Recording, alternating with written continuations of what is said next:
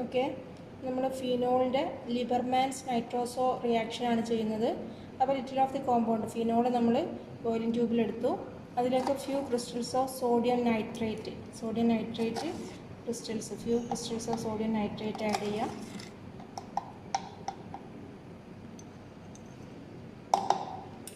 നമ്മൾ concentrated sulphuric acid few drops add ചെയ്യാം.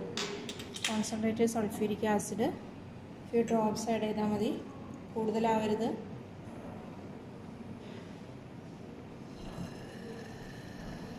Okay, അപ്പോൾ നമുക്കൊരു റെഡിഷ് കളറ് കിട്ടുന്നുണ്ട്. അതിനെ നമ്മൾ ഹീറ്റ് ചെയ്യാണ്. ഓക്കെ, ഹീറ്റ് ചെയ്തു. നമ്മളിത് കൂൾ ചെയ്യാൻ വേണ്ടി വെച്ചു.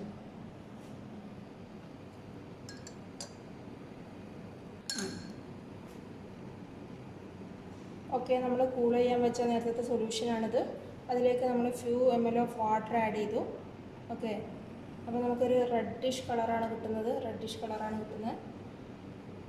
ഓക്കെ, അപ്പോൾ നമുക്ക് ഈ റെഡിഷ് കളറായിട്ടുള്ള ഈ സൊല്യൂഷൻ നമ്മൾ ടൈലിലേക്ക് ആഡ് ചെയ്യാണ്. ഡ്രോപ്പർ വെച്ചിട്ട് ആഡ് ചെയ്യാണ് റെഡിഷ് കളറായിട്ടുള്ള ഈ സൊല്യൂഷൻ.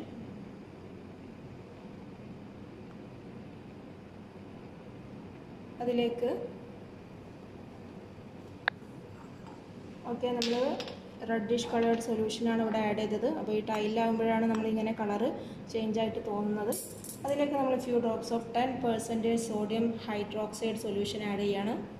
10% sodium hydroxide solution.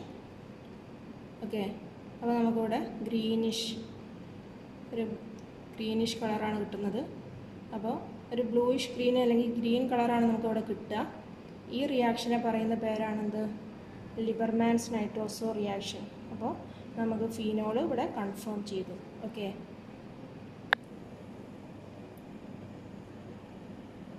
വെളിച്ചം